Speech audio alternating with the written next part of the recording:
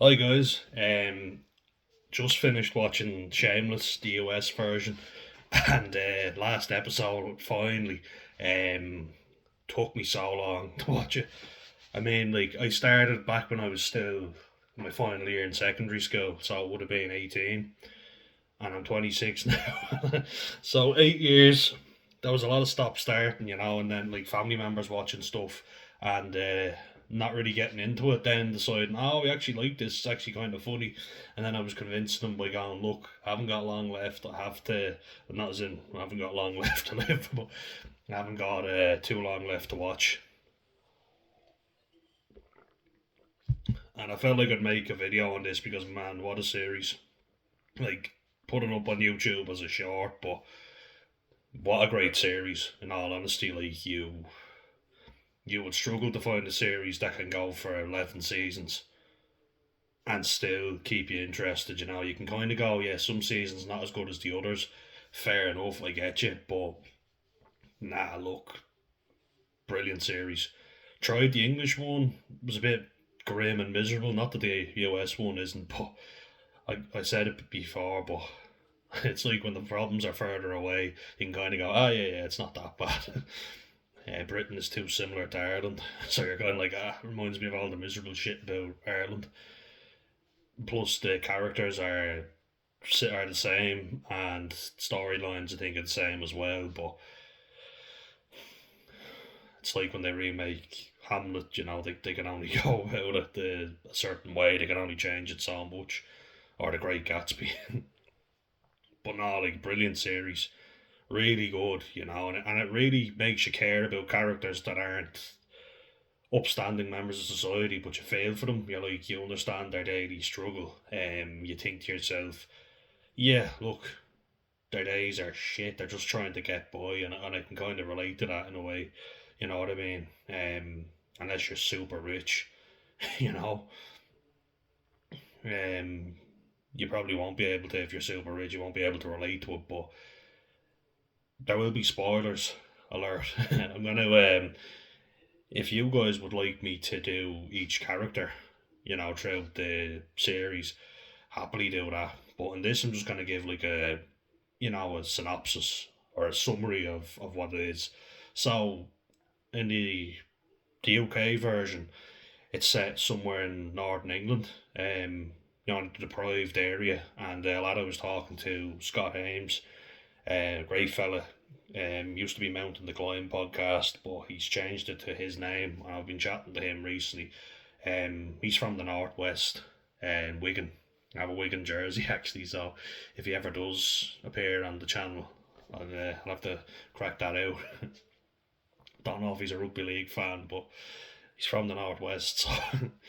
But it is quite deprived, and his videos just prove that. And there's a bigger message to it. The US version is set in, I guess, the only place that they could replicate the poverty-stricken Northeast, Chicago.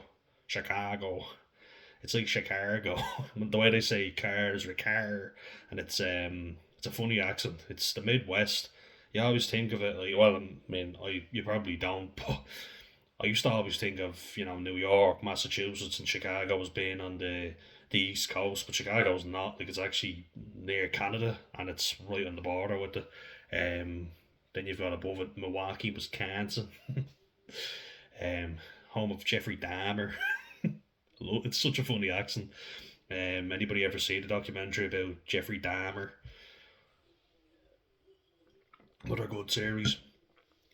But yeah, Southside Chicago, and like they're impoverished, like they live day to day on the breadline, quite literally, and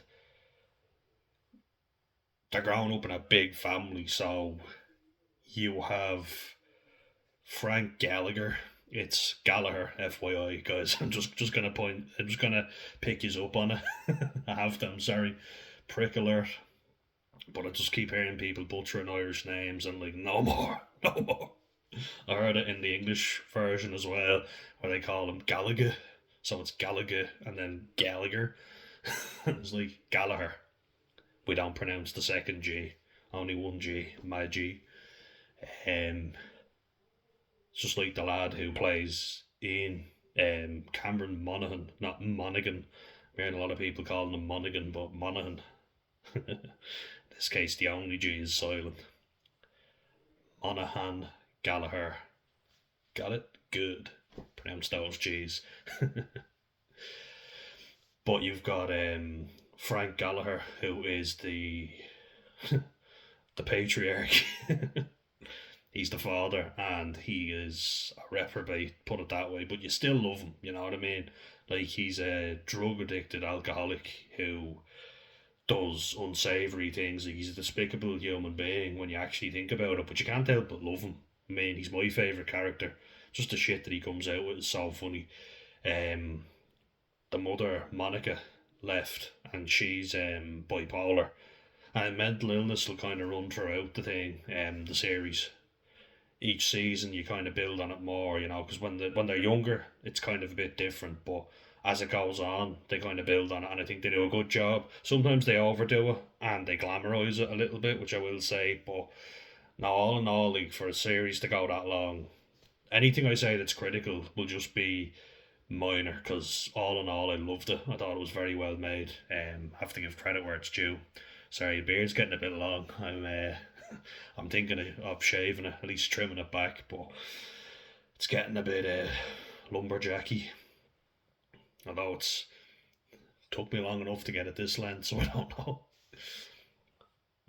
Could probably put a beehive in it at this stage.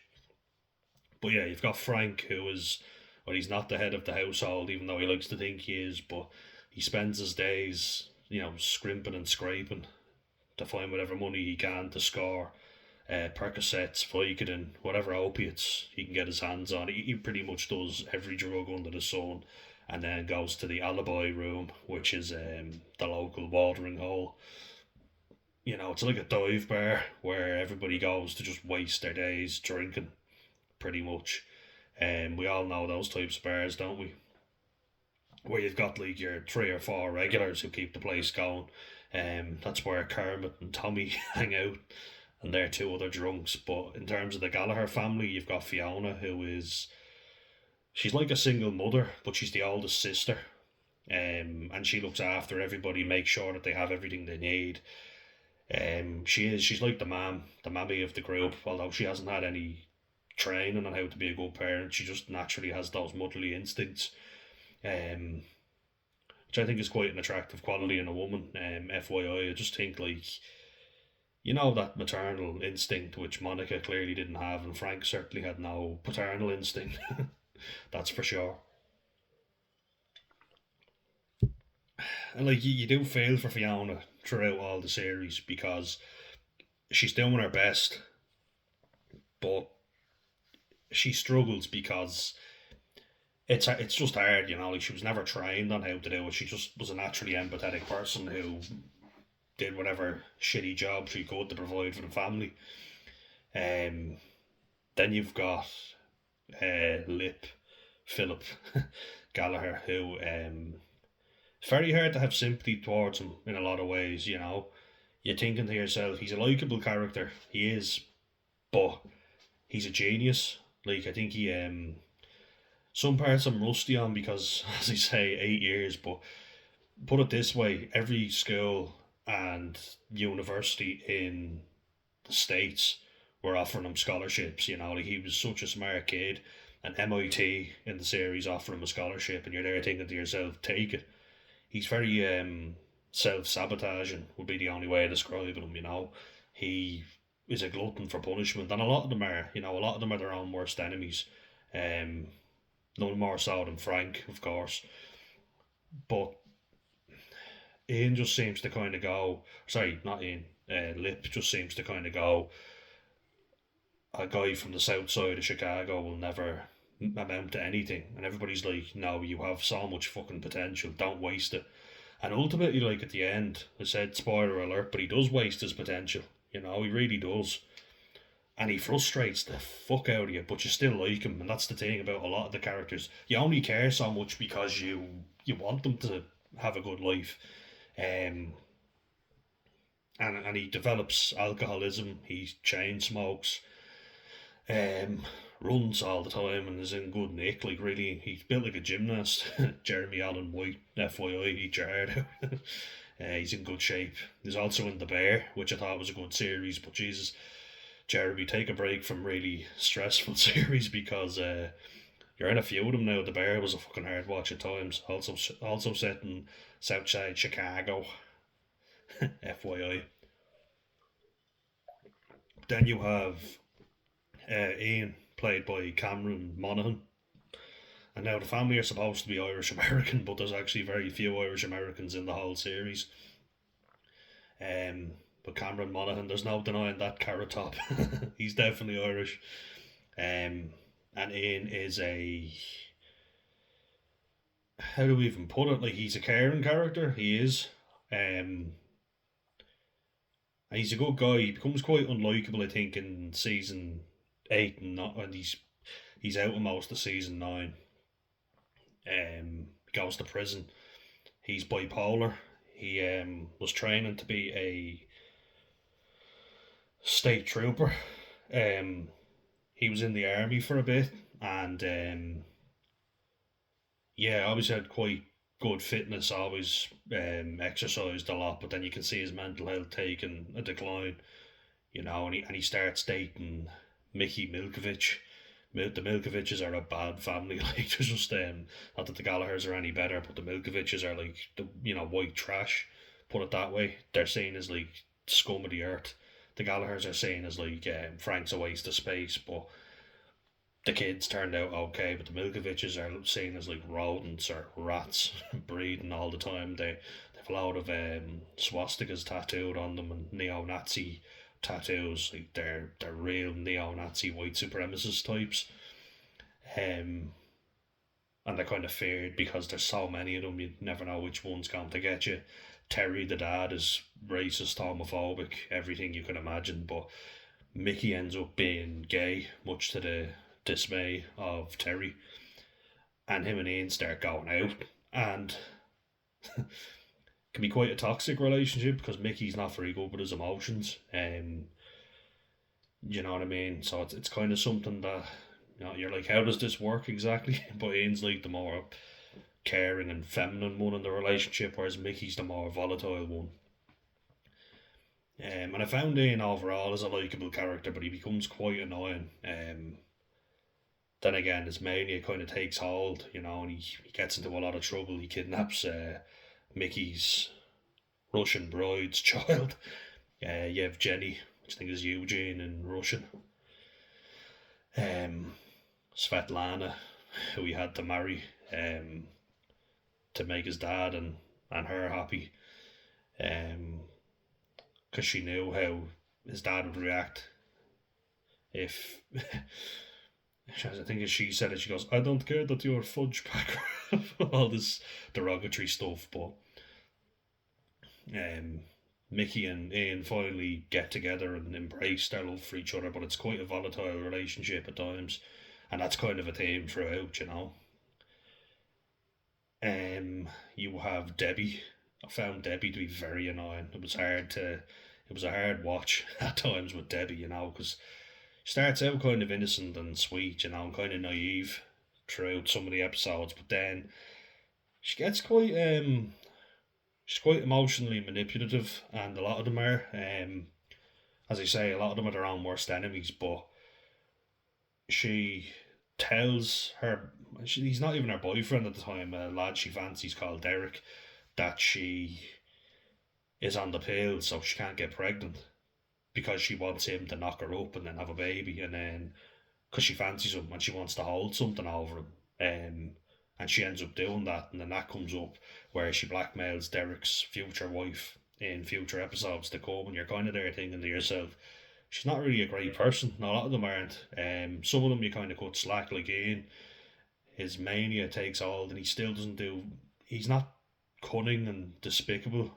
Neither is Lip, by the way. Lip's just kind of like his own worst enemy. All the talent in the world, but just self sabotaging. But he does care, and he becomes a sponsor for people in AA. Fiona just kind of breaks down and has enough. You've got Carl as well, Carl Gallagher, who was seen as the delinquent, the juvenile delinquent. He ends up in juvie.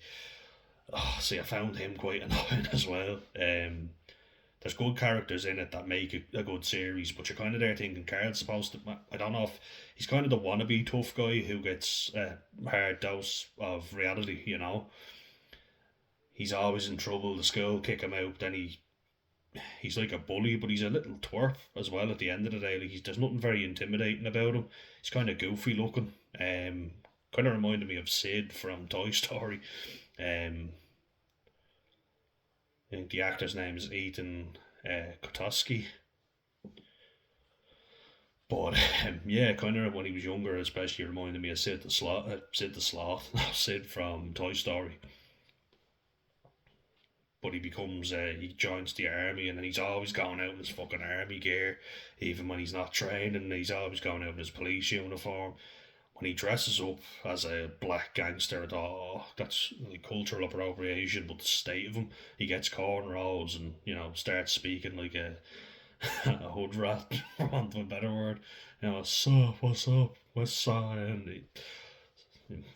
It kind of gets a little bit repetitive when they keep going South Side, and Gallagher's don't do this, Gallagher's don't do that. So that's kind of as he said, great series, but some things you're kind of like, ugh, to kind of grind on you, and you're kind of going, look, you're grinding your teeth because it's very annoying when they keep going, oh, I was raised on the South Side. Like when Fiona's asked, does she box?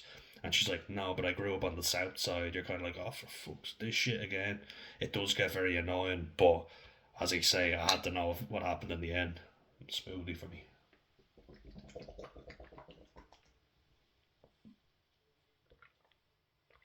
As you can tell, I like to stay hydrated.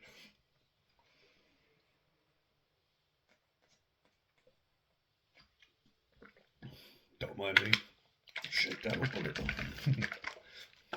The yogurt's just kind of sitting in there. But then you've got Kev Ball, Kevin Ball, who was funny. He's a lovable dope. You gotta love Kevin. He runs the Alibi Room, the bar I was telling you about, and he later owns it with his wife Veronica. They're a mixed race couple, so Kevin is white, Veronica's black, and there's a few interracial jokes made throughout the thing. It can be kind of funny, kind of annoying, but kind of funny, you know. Um, like Veronica has Kevin saved on her phone as my cracker. Kind of thought that was funny. Um, but yeah, there's just some jokes that get a little bit repetitive. Like when people ask them questions and they go, most people benefit from this. Yeah, well, Gallagher's don't do things the normal way, or Gallagher's don't, and then it's like that's not the Gallagher way. You're kind of thinking, well, the Gallagher way is like Frank. Do you want to be doing that? Raging alcoholic. But Frank is funny, like some of the stuff he comes out with, like what was it? He's giving advice on parenting. Lo and behold, and he says, "See, all you guys turned out all right. You know what the secret to good parenting is? Neglect." It makes kids more resilient if they have to fend for themselves. Um, and frankly, although he's funny and lovable, and he kind of comes in and out of the kids' lives, and I think in his own fucked up way, and I mean severely fucked up, he does care, but some of the things he does, like he's scamming people, he's pretending to be disabled, he's pretending to be blind, he's pretending that he has terminal illness to get money. He drinks all day, every day. There is actually, I think it's season 1, episode 8, because I only found this out recently. I was like the one where Frank gets sober, and he's offered 30 grand if he can go, sorry, not 33 grand, if he can go a certain period of time without drinking any alcohol. And Fiona's like, no, we're not having this, because he was sober. He got all our hopes up thinking he'll quit drinking. And he went back tenfold, you know what I mean? Like harder than ever, hitting the bottle. So they all force feed him alcohol. And I'm kind of there thinking, well, what if he did get sober? But you kind of think to yourself, he won't. Like he gets a replacement liver because of all the damage he does to his own liver. He gets a liver transplant, and he still drinks. He still does a lot of drugs, hard drugs as well. Um, it's there's actually a really funny episode where he's giving Carl life advice. He takes Carl out and he makes a lot of money through an insurance scam where he breaks his leg, and oh, it's very funny. Like he's sitting with Carl and he's going, "This is why it's never a good idea to drink all that alcohol, smoke pot, subsequently smoke crack," and he just goes on and on listing drugs. He goes, "Can leave you winding up into the strangest situations." Can lead to some questionable life decisions. Paraphrasing, but he definitely said leads to questionable life decisions when he's outside a hotel where he tried to run up. Well, no, he did run over one of the hotel staff, and they're all angry. He can't remember any of it. And then Kermit, who, as I said, is a regular in the alibi room, just drinking all day, every day, turns up in a fancy new Mercedes that Frank bought with the insurance money. And he said, "We bought a shit ton of crack. I didn't want any, so you had it all." Just a wild human being. So lovable though. So funny. But he donates a lot of money to a man called Diamond, not Neil Diamond, but he thinks that he's investing in diamonds, or at least when he was off his tits on meth, crack, weed, whatever, you name it, high as a kite. He thought he was donating money or investing money, but he was actually giving it to a doctor who was making up prosthetic limbs for uh, amputees, like amputated limbs for children. And he's like, "Wait, your name is Diamond?" And he goes, "Look, you're doing great work here. You're doing great work, but I need the money back. And while I would prefer cash, I'll take a check." And he literally wrestles. He wrestles a prosthetic foot off Mr. Diamond, grabs it, and then starts wrestling a child with the gun. "That's my fucking money." um, Funny guy, but what I liked about Shameless in particular was how it could be very funny, but it can also really get you emotional. Like some of the scenes, you're like, "Fuck." Like when Monica comes in, I think it's quite emotional because you see that she really wanted to be a good mother, but she didn't get the medical help that she needed, and she was severely bipolar. Like she's very adventurous, and she's off with Frank one minute when they meet up. He's kind of like her long lost love, the one that he could never really get out of his head, and she was the mother of his children. I've also got Liam Gallagher, but it's never quite made. It's kind of made clear that there was a black relative in there somewhere because Liam is like fully black. He doesn't look mixed race, but it's never quite said how he ended up that way. And he kind of just goes, "Look, I'm a Gallagher," so that's how it is. Full stop. He kind of finds out who his biological family are, but then goes, "Nah, fuck you guys. I know who I am. I'm a Gallagher." But there's a scene where Monica, um, she like I think they did a good job with her. I think they overdid it a little bit with Ian, but certainly some very good points in there. And speaking to O'Shane, my mate who has bipolar type 1, he certainly made it clear that there can be some very questionable life decisions when you're manic. You can get into a lot of trouble. And there's more on that if you'd like to check it out.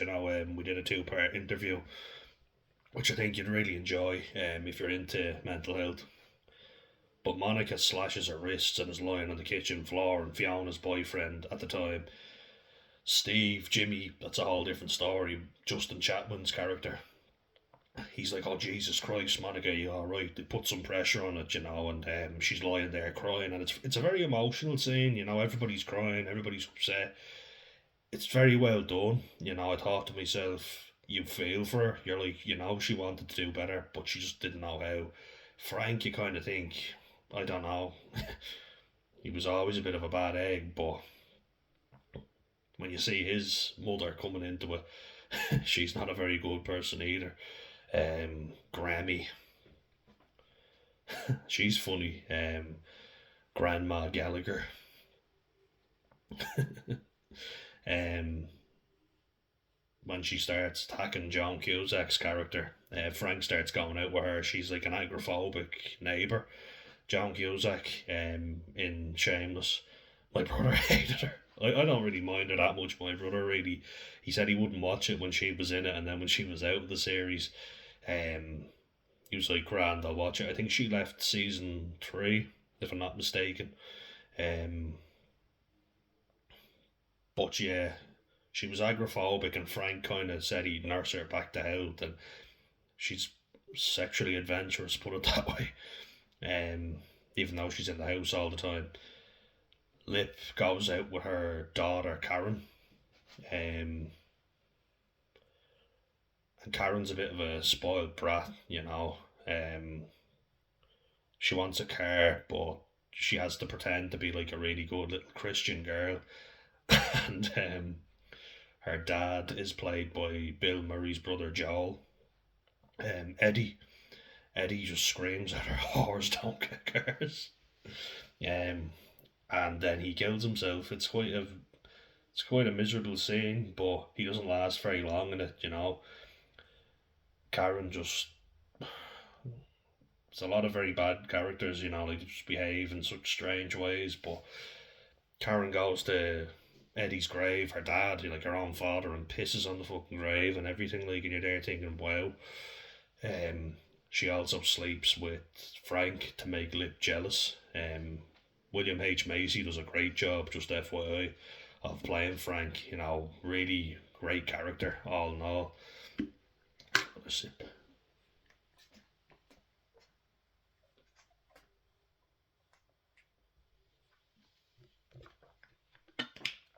But I thought like the development was really good, and it'll just kind of show you the characters as well, because there is Mandy Milkovich, who was Mickey's sister, Terry's daughter.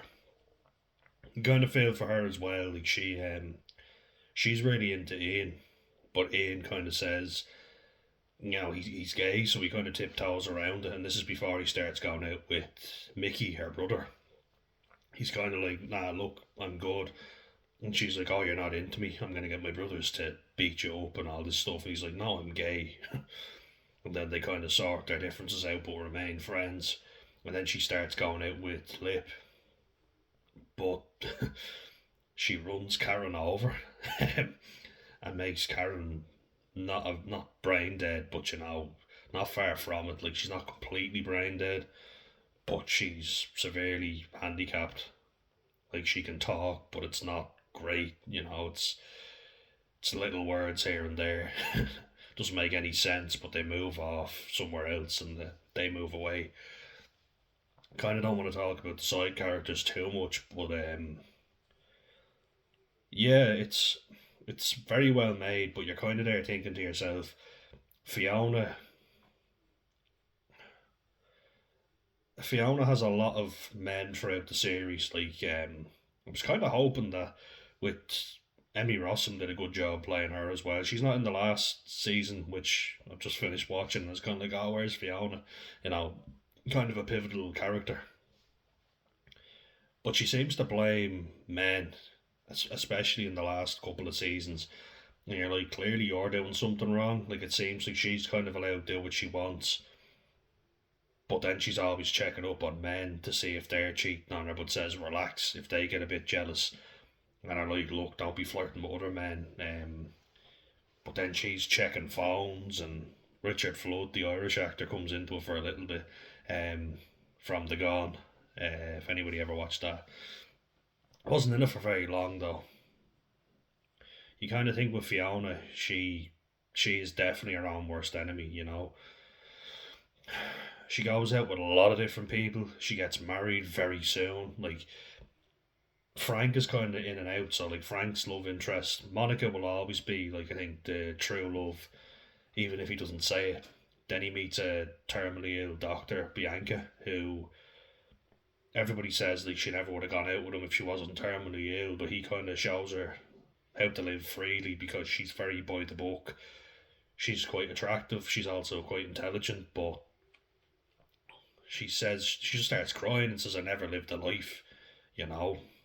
Her and Frank go off to kind of like a honeymoon thing, to a tropical beach, and she says, "I always wanted to die somewhere like here," and she swims out and drowns herself, but in a kind of more pleasant way, you know.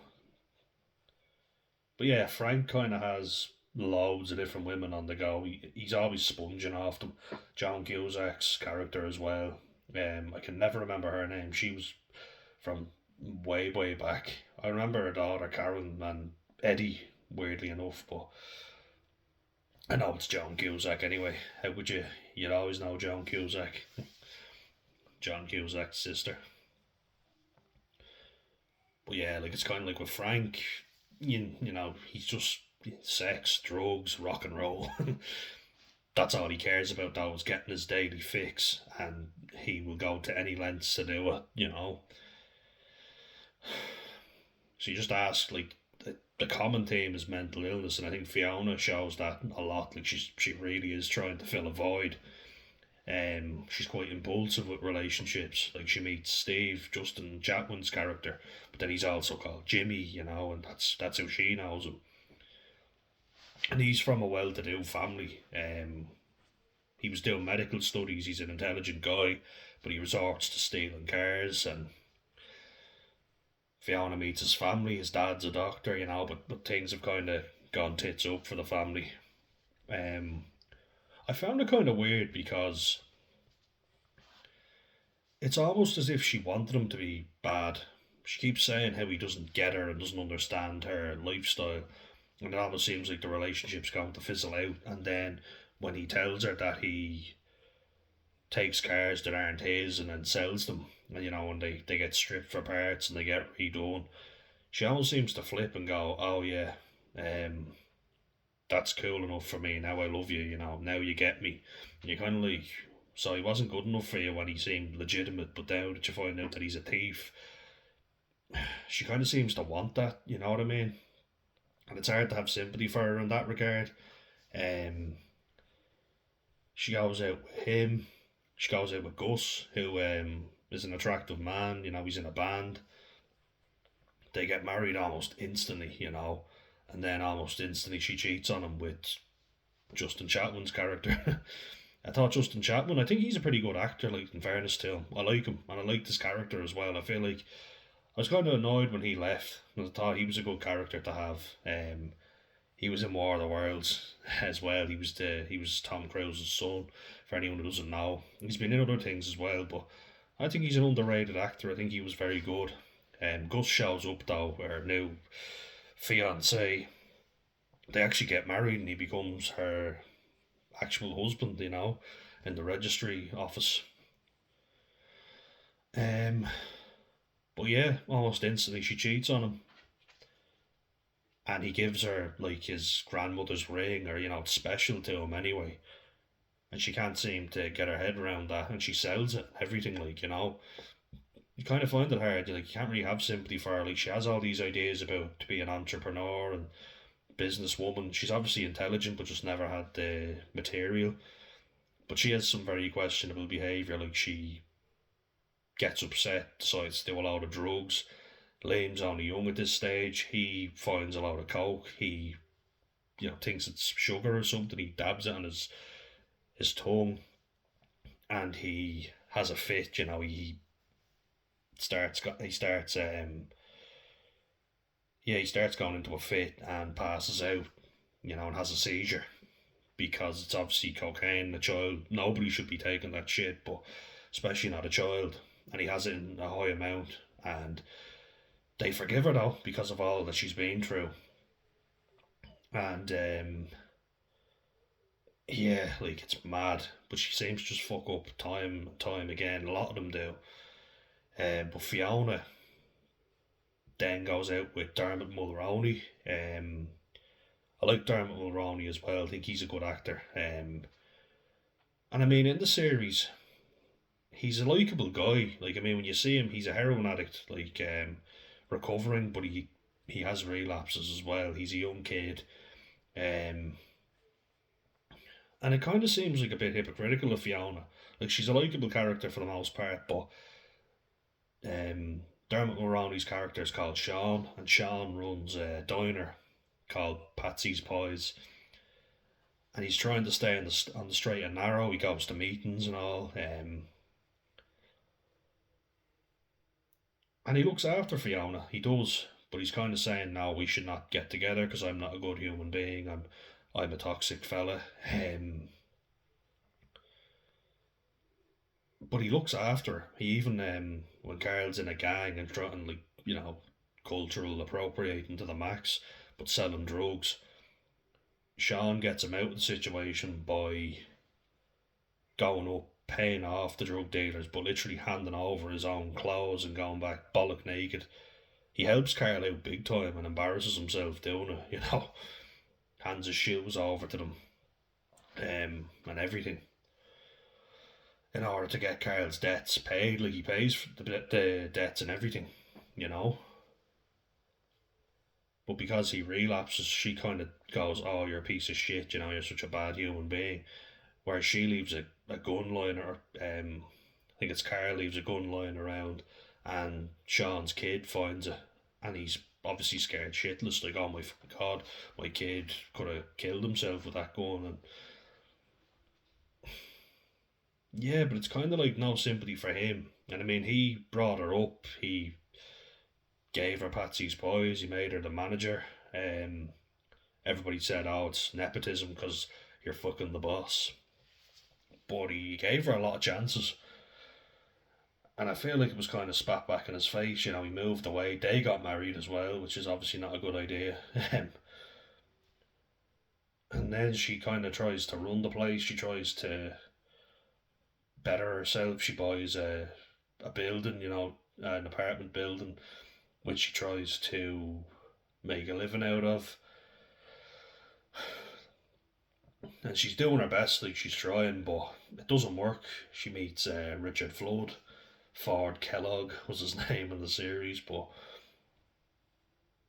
he's a bit of a player, Like he's been going out with a lot of different women. He has an ex-wife who he still hangs around with. She's checking his phone. He goes, "Oh, it's my ma's phone. It's not mine. It's to contact her. That's why I have two phones, etc." He goes, "If you want to check it, you can." Um, but he's kind of made out to be the bad guy, and I mean he is in some ways, of course. But when he goes, "Do you want to move in together or not, or what's the crack here? Like I've put down a deposit already, and now you're saying you don't want to move in, and now." Like, it seems like she wants everyone to drop everything for her, but when he says something or confronts her about it, "Oh my god, you're so insensitive," and then they all punish him and say, "Oh, you're such a prick." She smashes his windows and shows up to his house drunk, won't let him explain the situation, crashes her car, um, gets arrested. Like she just becomes an all-out alcoholic. She shows up to work drunk all the time. She's yeah, bad investments too. Do you know what I mean? Um, yeah, just not a good situation that she finds herself in.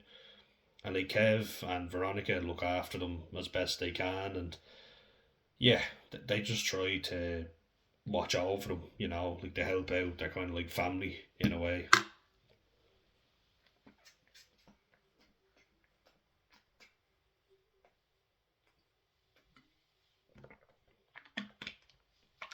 She gets a payoff. Sorry,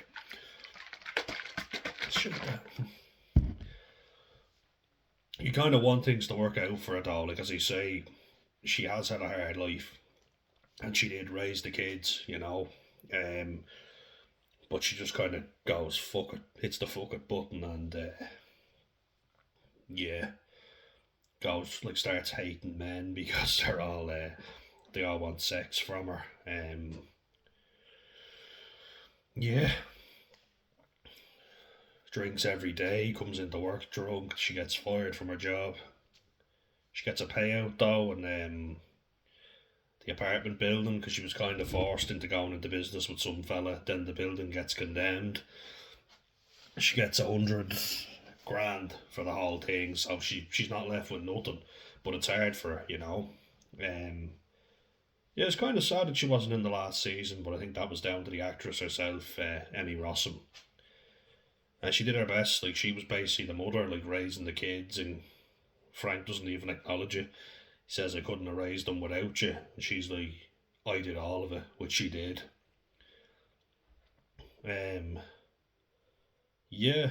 And then, like, Lip, you like him, but you kind of think that with him as well, like, he goes out with Karen, as he said, and then Mandy.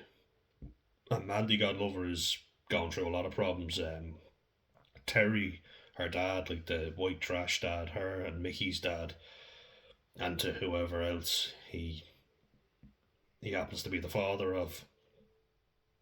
Frank is just negligent, and he can be vindictive as well, but Terry's a vicious bastard, and like he's a complete hypocrite as well, because he sees a teacher who, like a female teacher who had underage sex with a child. The child was underage, sorry, a teacher, and he feels like he's entitled to beat the teacher up. He thinks it's male. When he finds out it's a female, he's like, "Oh, all right, fair enough," and leaves it. And Mandy, in fairness to her, kind of goes, "Oh, so it's okay because she's woman. She's a woman. If it was a man, you'd beat the shit out of him."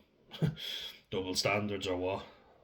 I kind of feel really bad for Mandy because she does have a hard life, and that's like the reason Terry's a hypocrite is because he thinks Mandy is his ex-wife, and he comes in and I think you can imagine the rest. Like, he takes advantage of her, and she's crying, and she's in a very bad way, and she gets pregnant because of it.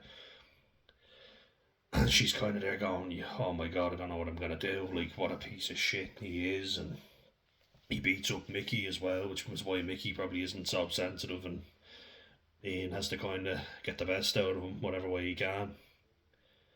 And Mickey can be funny at times, but yeah, Mandy and Lip just kind of fizzle out, because Lip is a brainiac, like he's a genius, and he's getting offers for scholarships everywhere, and he just squanders chance after chance. It's hard to have sympathy for him, even though I like him as a character. I think he's a good character. Jeremy Allen White did a really good job. And again in the Bear, like, did a really good job there too. But like, all the women love him. He has women pining over him. He ends up being like an understudy, or an assistant tutor to Professor Ewans, who was a raging alcoholic and sleeps in his own car. And but in fairness, another character you feel sorry for, because he's just lost all hope. They try and get him sober, but he just doesn't. But he seems like an entitled prick who gets Slip to do all his paperwork for him and all his grading, because he stumbles in and is, has a cirrhotic liver, and Lip gets sick of him and goes, "Fuck you, I'm not doing all your dirty work for you. You'd be nothing, like, you'd be kicked out of here and lose your tenure, because they can't kick someone out if they've got tenure. It's virtually impossible to get rid of a professor if they've got that." Um, Lip is told this by another lecturer, played by Sasha Alexander, who's a very good looking woman. I just want to give a mention. She's a very attractive lady. Saw her in Rizzoli and Isles and was like, "Oh my god, brains and beauty." But yeah, you can imagine how delighted Lip is when they start having sex. But he doesn't want to get her in trouble. I think he threatens, like, once maybe to get her fired, but she does get in trouble for having relations, and acting inappropriately. But she's not a bad person, She just, it was ill advised, that she had relations with a student. But it's kind of weird because her husband, Michael Riley Burke, the guy who plays Ted Bundy in one of the films, he catches them in bed and he's like, "Oh, how do you like your omelette, Lip?" And he's there going, "Oh yeah, I don't mind. We have an open relationship type thing." But Lip kind of takes advantage of the fact that he's intelligent and in good nick. He gets all the ladies. and he gets chance after chance because he said MIT scholarship in the robotics lab and all these different things, and he could have put it to so much good use, and he just doesn't, and he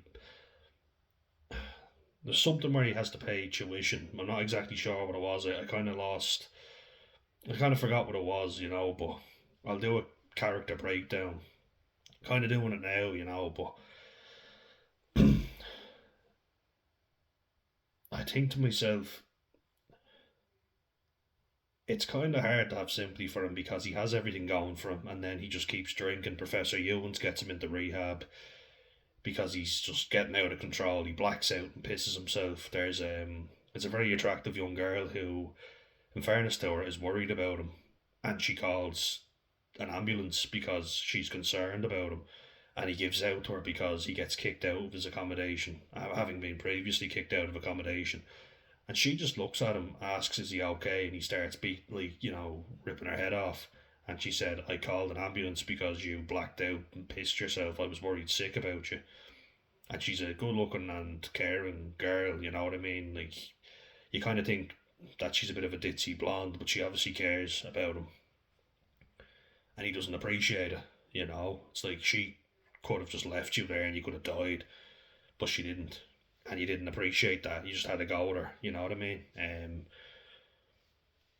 Yeah, it's kind of like, look, that was a shitty thing to do, Lip. But Professor Ewans, in fairness, gets him to rehab. But then he's kind of like, well, why don't you go to rehab too? And he's like, it's too late for me. Professor Ewans, that is. Lip meets Brad, and Brad's a really good guy. I really like Brad. Um, what's happening? That's why I keep drinking liquid because my fucking throat. But Scott Michael Campbell, I think that's Brad's actor's name. I know it's hard not to like Brad. They're chatting and they're having a smoke outside. I was about to do that. It's like, what the smoke is. But Brad becomes his sponsor and he helps him out, and he brings him to Patsy's Boys where Fiona was working. They have a lot of food. Brad orders everything off the menu almost, and I'm like, my kind of guy. And he just kind of says to him, anything to stop you from drinking alcohol. And he looks after him, he really does. I looked at they both slip up, but him and Brad try and get Professor Ewans, who has now lost his tenure because he's drinking and driving. He crashes his car. He's got so many DUIs. I think it's like 8 DUIs, but all in a short period of time. So he goes to court. They've gotten him all dressed up, he pukes because he's detoxing from alcohol, and there's a whole thing that happens like shakes. You can get tremens, delirium tremens, I think it's called, where you literally start to have delusions, basically. Never had it, thank God, touch wood. But it's meant to be horrific from what I hear. But they detox him because he has to be sober going in. If he does, he has to do a test, like a drug test, an alcohol test, and if they find any alcohol in his blood, it's not going to look very good in court. I think it's like the conditions of his bail. Well, they think Brad and Lip think that they've kept him sober. He shows up to court pissed drunk, and you can see Lip has a care inside. He cares, and he's so disappointed because he's like, "Fuck, you idiot! Like you could have gotten out, you could have gotten off free." And he's like, "I don't want to. I deserve to be in prison." So Professor Ewans is like, "I know. I'm fucked. I want to be in prison. I don't want to carry on this way of living," which is very sad. And I think it's a really good series about mental illness and addiction. You just see it all throughout, and I think poverty as well, how it leads to addiction. You can see it. Like it's really well done. Um, but Lip ends up being a mechanic, and he ends up going out with Brad's wife's sister, Tammy, Tammietti. Who I didn't like at the start, but I have to admit I was on her side towards the end. I was kind of like, Tammy, oh, there's a problem with everything. The women in that family seem very argumentative, but Tammy seems to be very uncaring and just wants, a fuck buddy essentially. But it turns out her mum died of cancer, and it was a very horrific thing, and it had an impact on all of them. And all the women are checked out for a gene, to see if they will develop this type of cancer, breast cancer. It turns out that Tammy there's a strain, so there's two strains, and one strain, if she has a child, it lowers her risk of getting it, which she ends up having that gene. So, cut a long story short, but they have a child, Fred. Lovely, lovely little kid. Cute little fella, and he's always really happy and excited. Um, yeah, always very peaceful and quiet as well, even when they're shouting at each other. But yeah, they have a kid together, and